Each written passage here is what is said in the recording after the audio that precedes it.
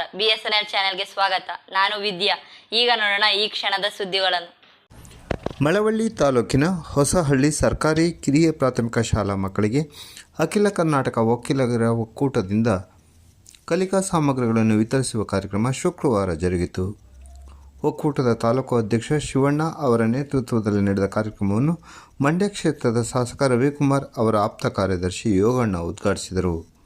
ಮುಖ್ಯ ಅತಿಥಿಗಳಾಗಿ ಪಾಲ್ಗೊಂಡು ಮಾತನಾಡಿದ ತಾಲೂಕು ವೈದ್ಯಾಧಿಕಾರಿ ಡಾಕ್ಟರ್ ವೀರಭದ್ರಪ್ಪ ಅವರು, ಯಾವುದೇ ವ್ಯಕ್ತಿಯ ದೇಹದಲ್ಲಿನ ರೋಗ ನಿರೋಧಕ ಶಕ್ತಿ ಕಡಿಮೆಯಾದಾಗ ಡೆಂಗ್ಯೂ ಸೇರಿದಂತೆ ಹಲವು ಕಾಯಿಲೆಗಳು ಆವರಿಸಿಕೊಳ್ಳುವುದರಿಂದ ಪ್ರತಿಯೊಬ್ಬರೂ ರೋಗ ನಿರೋಧಕ ಶಕ್ತಿ ಒದಗಿಸುವ ಸೊಪ್ಪು, ತರಕಾರಿ, ಹಣ್ಣು, ಹಂಪಲುಗಳನ್ನು ಹೆಚ್ಚಾಗಿ ಸೇವಿಸುವುದರ ಜೊತೆಗೆ ಸೊಳ್ಳೆಗಳು ಉತ್ಪತ್ತಿಯಾಗದಂತೆ ಮನೆಯ ಸುತ್ತಲ ಆವರಣದಲ್ಲಿ ಸ್ವಚ್ಛತೆ ಕಾಪಾಡುವಂತೆ ಸಲಹೆ ನೀಡಿದರು.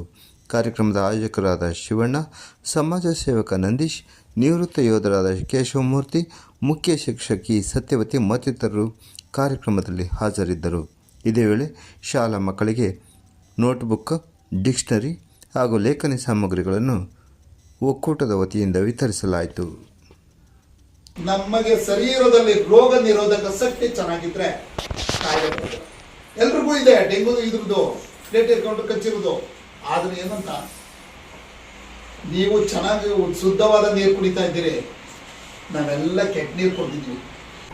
ರೋಗ ನಿರೋಧಕ ಶಕ್ತಿ ಯಾವಾಗ ನಮ್ಮ ಶರೀರದಲ್ಲಿ ಕುಂಠಿತವಾಗುತ್ತೆ ಆವಾಗ ಎಲ್ಲ ಕಾಯಿಲೆಗಳು ಬರ್ತಾ ಇರ್ತವೆ.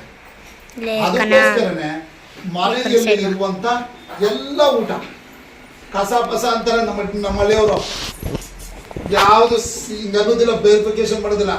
ಈಗ ನಮ್ಮ ಮಕ್ಕಳು ಏನು ಮಾಡ್ತಾರೆ, ತಾಯಂದ್ರಿಗೆ ತರಕಾರಿ ಹಾಕಿದ್ರೆ ಬೇಡ ಕಣಮ್ಮ, ಸೈಡ್ಗೆ ಎತ್ತಿ ಬಿಸಾಕ್ತಾರೆ ಅಲ್ಲ ಮೇಡಮ್. ತರಕಾರಿ, ಸೊಪ್ಪು, ಅದುವೇನೋ ಹೊಡೆದಟ್ಟು ಈ ಒಗ್ಗರಣೆ ಕೊಡ್ತೀವಲ್ಲ, ಕರ್ಬೇವಿನ ಎತ್ತಿ ಬಿಸಾಕ್ತಾರೆ. ನಟ್ಟಿಂಗ್ ಅದನ್ನು ತಿನ್ಬೇಕು. ಕರ್ಬೇವಿನ ಈಸ್ ಐರನ್ ಕಂಟೆಂಟು.